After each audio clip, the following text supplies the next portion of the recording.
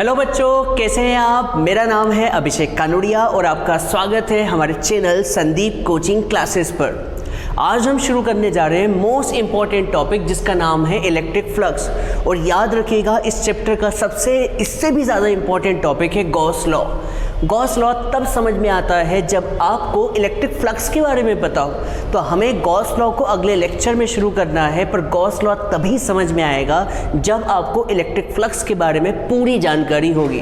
तो आज हम इलेक्ट्रिक फ्लक्स के बारे में डिटेल स्टडी करने जा रहे हैं। तो आप सभी को बता दूं कि कभी आपने इससे पुराने के लेक्चर नहीं देखे हों तो सबसे पहले हमारे चैनल पे जाएं और वहाँ पर पुराने लेक्चर्स पढ़ें, या फिर यहाँ पर आपको एक आई बटन नज़र आ रहा होगा, इस आई बटन पे क्लिक करें। यहाँ पर आपको पूरी की पूरी प्लेलिस्ट नज़र आ जाएगी। तो कभी आपने इस लेक्चर को शुरू नहीं किया है या कर दिया है तो पहले स्टॉप करें और पुरानी वीडियो को ज़रूर देखें। तो चलिए आज हम स्टार्ट करते हैं इलेक्ट्रिक फ्लक्स। पर स्टार्ट करने से पहले कभी आपने चैनल पे नए हैं तो आप चैनल को सब्सक्राइब कर लें और बेल आइकॉन को दबा दें, क्योंकि बेल आइकॉन को आप दबाते हैं तो आपको नोटिफिकेशंस मिलते हैं, और नोटिफिकेशंस मिलते हैं तो आप उसी टाइम पढ़ने बैठ सकते हैं।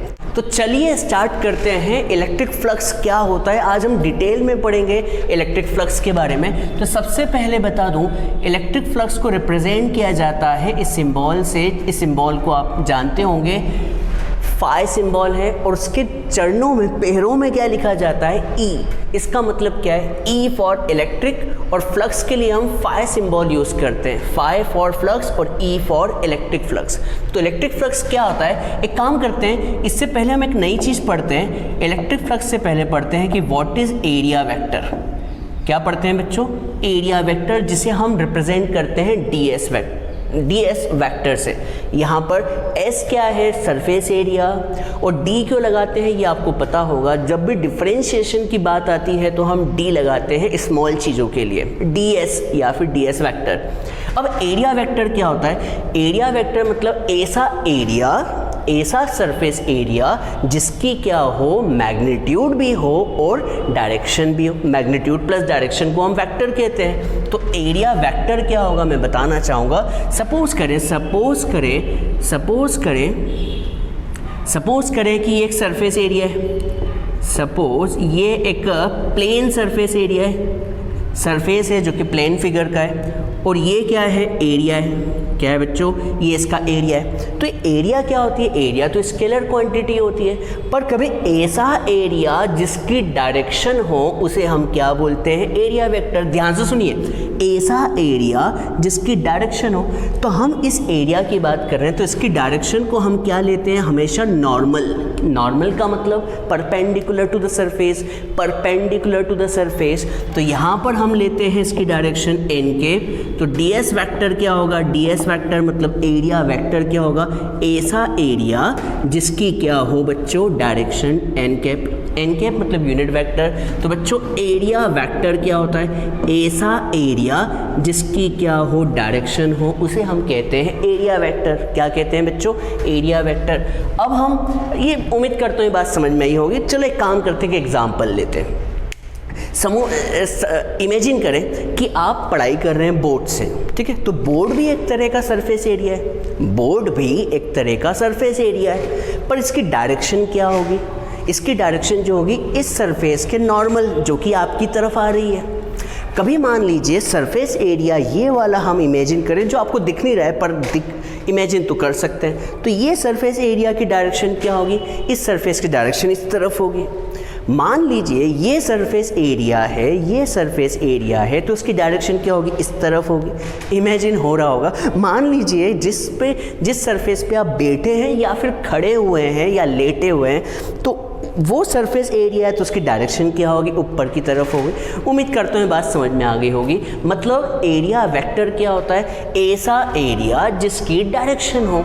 अब हम शुरू करते हैं व्हाट इज इलेक्ट्रिक फ्लक्स। जिसे हम रिप्रेजेंट किससे कर रहे हैं बच्चों, फाई ई से। इलेक्ट्रिक फ्लक्स को हम किससे रिप्रेजेंट करते हैं, फाई ई से रिप्रेजेंट करते हैं। इलेक्ट्रिक फ्लक्स होता क्या है, मैं धीरे धीरे समझा रहा हूँ, टेंशन नहीं लें। इलेक्ट्रिक फ्लक्स क्या होता है, total number of electric lines of forces, total number of electric lines of forces passing normally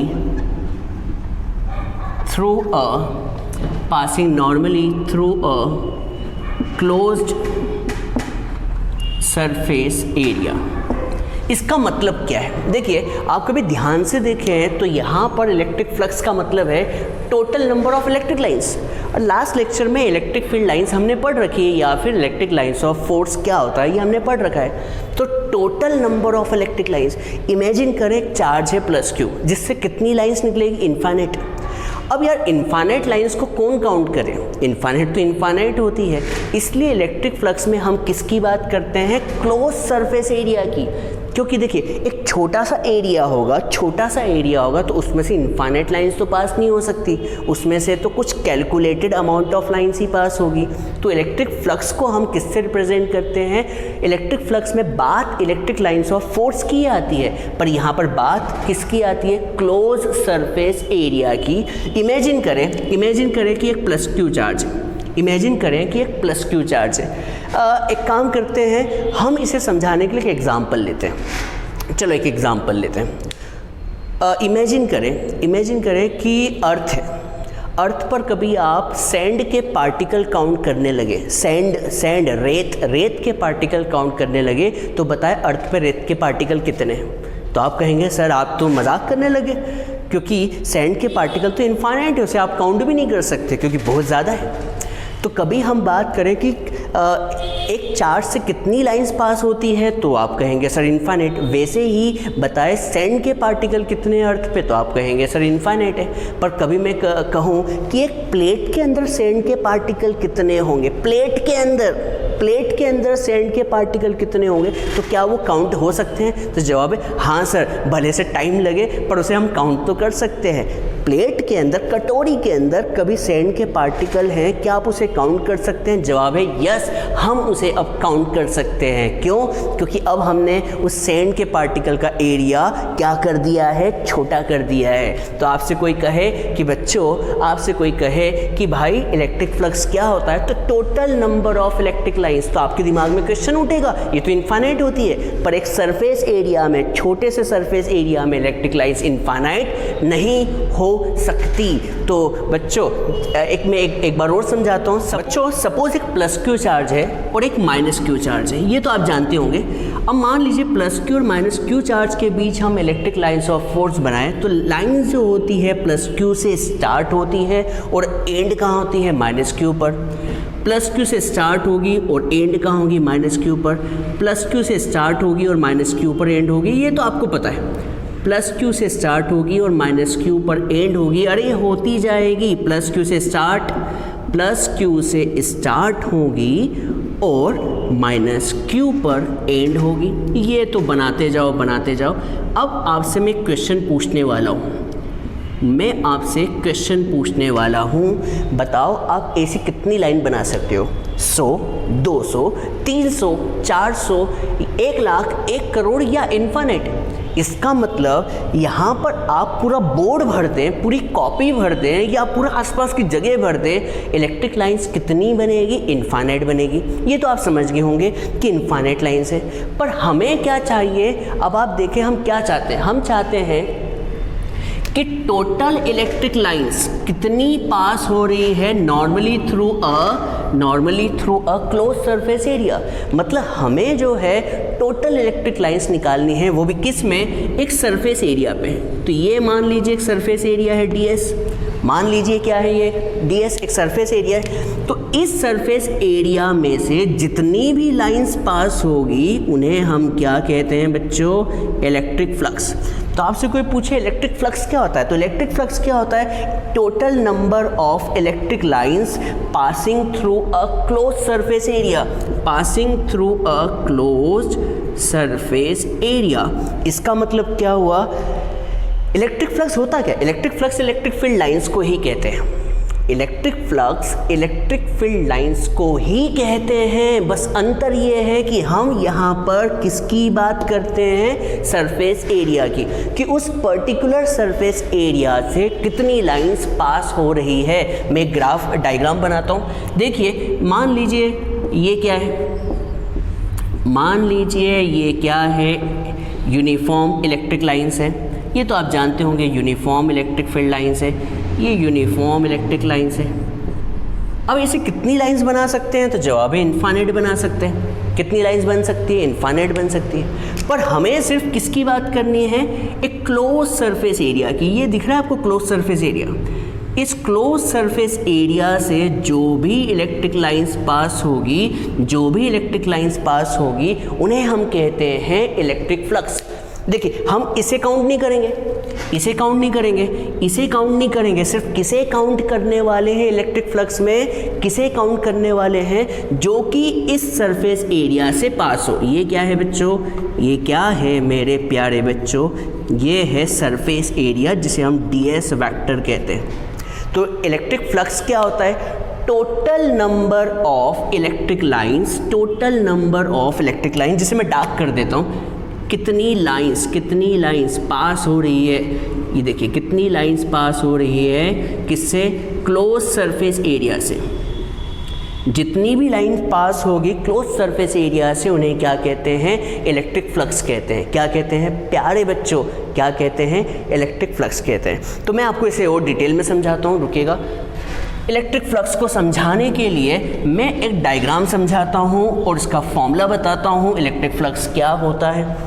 तो देखिए इलेक्ट्रिक फ्लक्स के लिए मैं इसी डायग्राम को फिर से बताता हूँ। मान लीजिए ये क्लोज सरफेस एरिया है, ये रहा close surface area, close surface area ये रहा ds वेक्टर, ds वेक्टर ये क्लोज सरफेस एरिया है जिसे मैं सरफेस एरिया कह रहा हूँ, है ना, ये ds वेक्टर है। और मान लीजिए इलेक्ट्रिक फील्ड लाइंस इस डायरेक्शन में, इलेक्ट्रिक फील्ड लाइन इस डायरेक्शन में, और ई वेक्टर और ds वेक्टर जो है आपस में कितना एंगल बना रहे हैं, थीटा बना रहे हैं। तो इलेक्ट्रिक फ्लक्स क्या होता है मैं बताता हूँ। इलेक्ट्रिक फ्लक्स को रिप्रेजेंट करते हैं हम किससे, फाई ई से।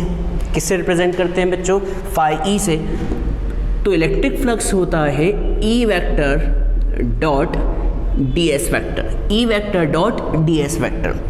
इलेक्ट्रिक फ्लक्स होता क्या है, फिर से सुने, इलेक्ट्रिक फ्लक्स होता क्या है, कितनी लाइंस पास हो रही है, कितनी इलेक्ट्रिक लाइंस पास हो रही है, total number of electric lines, total number of electric lines passing through close surface area, total number of electric lines passing normally through a close surface area. इसका मतलब क्या है, देखिए ई वेक्टर इस line में, हाँ है ना, कभी हम ई को रिजॉल्व करें, ई वेक्टर को रिजॉल्व करें तो जिसके साथ एंगल बनता है उसे हम बोलते हैं ई कॉस थीटा, ये तो जानते होंगे ई कॉस थीटा।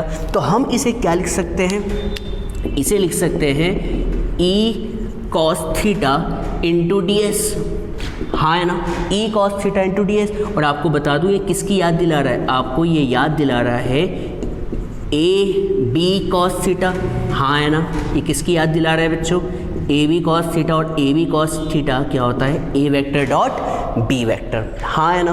अब आप कहेंगे कि सर आपने ई कॉस थीटा और ds क्यों कहा, क्योंकि यहाँ पर देखिए यहाँ पे एक वर्ड आ रहा है, क्या वर्ड आ रहा है, नॉर्मली। और नॉर्मली क्या होता है बताएं, परपेंडिकुलर। तो ये सरफेस के परपेंडिकुलर कंपोनेंट क्या होगा, E cos theta ds vector, हाँ है ना। और ये ए बी कॉस थीटा की याद दिला रहा है जिसे हम कहते हैं E vector dot ds vector. तो बेटा इलेक्ट्रिक फ्लक्स का फॉर्मूला आ गया, क्या आया बताओ, इलेक्ट्रिक फ्लक्स का फॉर्मूला आ चुका है, इलेक्ट्रिक फ्लक्स का फॉर्मूला आ चुका है बेटा। इसे हम डी फाई ई लिखेंगे। डी फाई ई क्यों लिख रहे हैं, क्योंकि हम स्मॉल फ्लक्स की बात कर रहे हैं। तो डी फाई ई बोलो क्या हो जाएगा, इसके दो फॉर्मूले आएंगे, E vector dot ds vector, या फिर कहें क्या कहें, ई ds कॉस थीटा। कोई दिक्कत हो तो बताएं बच्चों। कभी हम इसका इंटीग्रेशन कर दे तो डी फाई ई का इंटीग्रेशन क्या होगा, फाई ई, और यहाँ पे इंटीग्रेशन कर दे तो इंटीग्रेशन आ जाएगा E vector dot ds vector. आप पूरी बुक में इस इंटीग्रेशन के ऊपर गोला लगा हुआ देखेंगे। इस गोले का मतलब है कि ये एक क्लोज सरफेस एरिया की बात चल रही है। किसकी बात चल रही है? ये एरिया ओपन एरिया नहीं है, क्या है? क्लोज है। ये एरिया क्लोज सरफेस एरिया है, ठीक है। तो यहाँ पर भी आपने इंटीग्रेशन कर दिया, तो यहाँ पे भी इंटीग्रेशन करना होगा, E D S cos theta. तो ये बात आपको समझ में आई होगी। फॉर्मूले को याद कर लें। फ्लक्स का फॉर्मूला, ये फाई ई क्या है? Electric flux. फाई ई क्या है? Electric flux. मैं लिख देता हूँ, फाई ई का मतलब होता है इलेक्ट्रिक फ्लक्स। क्या मतलब होता है बच्चों? Electric flux. तो यहाँ पर इलेक्ट्रिक फ्लक्स समझ में आया होगा। एक काम करते हैं, हम इसमें कुछ केस लेते हैं। तो मैं केस लेके समझाता हूँ इलेक्ट्रिक फ्लक्स के कुछ केस लेता हूँ और समझाता हूँ इलेक्ट्रिक फ्लक्स क्या होता है। तो इलेक्ट्रिक फ्लक्स के मैं कुछ केस लेने वाला हूँ। तो सपोज मैंने केस 1 लिया। क्या लिया बच्चों? केस 1। मैं केस 1 लेता हूँ, सपोज थीटा 0 डिग्री है। सपोज थीटा कितना है? 0 डिग्री। रुकेगा बच्चों, थोड़ा पसीना पोंछ लो। सपोज थीटा 0 है। अब बच्चों थीटा 0 का मतलब क्या होता है? थीटा 0 का मतलब ये है कि इलेक्ट्रिक फील्ड और ds मतलब सरफेस दोनों की दोनों एक ही लाइन में हैं, तो थीटा कितना होगा? 0। तो फ्लक्स का फॉर्मूला बोलो, क्या बताया था मैंने? Phi E equals to integration of E D S cos theta. याद होगा E D S cos theta. Phi E equals to integration of E D S cos theta, और थीटा कितना है? 0। और आपको ये पता होगा कॉस 0 जो होता है वो होता है 1, और यही वैल्यू जो होती है कॉस की सबसे मैक्सिमम वैल्यू होती है, ये भी पता होगा। इसका मतलब जब एंगल 0 होगा तो ये जो फ्लक्स होगा वो क्या होगा बच्चों? मैक्सिमम होगा। हाँ या ना? आपको समझ में आया होगा। फ्लक्स मैक्सिमम कब होगा? फ्लक्स मैक्सिमम कब होगा? जब एंगल क्या होगा? 0 होगा। फ्लक्स मैक्सिमम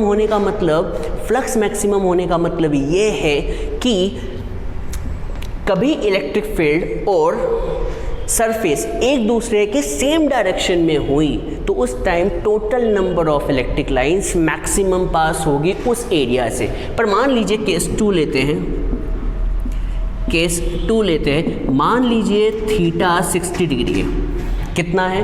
थीटा 60 डिग्री है। सोचे थीटा 60 होने का मतलब ये है कि ds वेक्टर मतलब सरफेस एरिया तो इस तरफ है, पर इलेक्ट्रिक फील्ड जो है वो इस डायरेक्शन में, और कितना एंगल बना रही है? 60 डिग्री। तो बताए फ्लक्स का फॉर्मूला क्या होता है? फ्लक्स का फॉर्मूला होता है integration of E D S cos theta. ये पता होगा।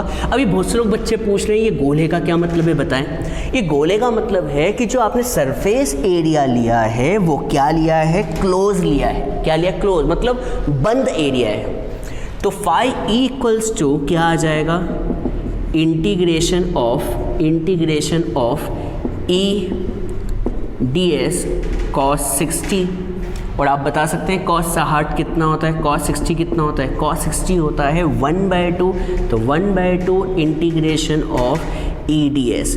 इसका मतलब देखिए एंगल कभी 60 हो गया तो फ्लक्स आधा हो गया, और फ्लक्स मैक्सिमम कब मिल रहा है? जब ई और डी एस दोनों की दोनों सेम लाइन में हो।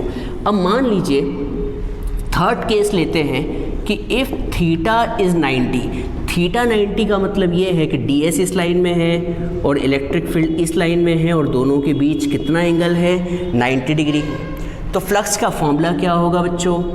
Flux equals to integration of E D S cos theta, और थीटा कितना है? कॉस 90। और आप जानते हैं कॉस 90 क्या होता है? कॉस 90 होता है 0।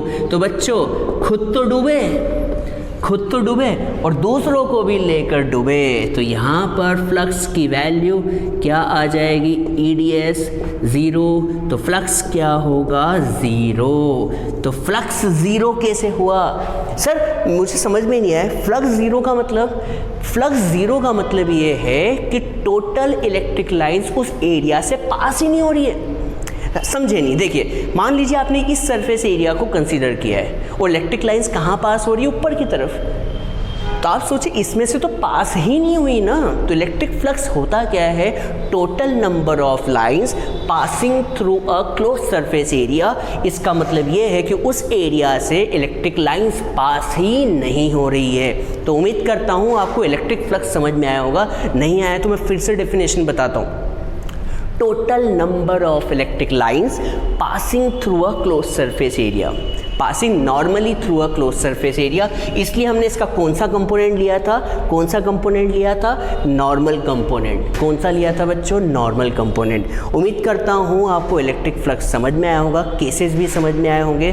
केस का मतलब ये है कि यहाँ पर फ्लक्स मैक्सिमम है, यहाँ पे फ्लक्स सबसे ख़त्म ज़ीरो है और यहाँ पे फ्लक्स आधा है। इसका मतलब फ्लक्स किस पे डिपेंड करता है, एंगल पे डिपेंड करता है। उम्मीद करता हूँ आपको ये लेक्चर समझ में आया होगा। हम नेक्स्ट लेक्चर में सबसे इम्पॉर्टेंट टॉपिक को पढ़ने जा रहे हैं जिसका नाम है गॉस लॉ। क्या नाम है बच्चों, गॉस लॉ। तो आप सभी से निवेदन है कि कभी आप चैनल पर नए हैं तो चैनल को सब्सक्राइब करें, लाइक करें, दोस्तों को शेयर करना ना भूलें। तो आज मैं इस लेक्चर को यहीं ख़त्म करूँगा, विदा लेना चाहूँगा। ठीक है, तो चलते हैं, bye bye, see you, Tata.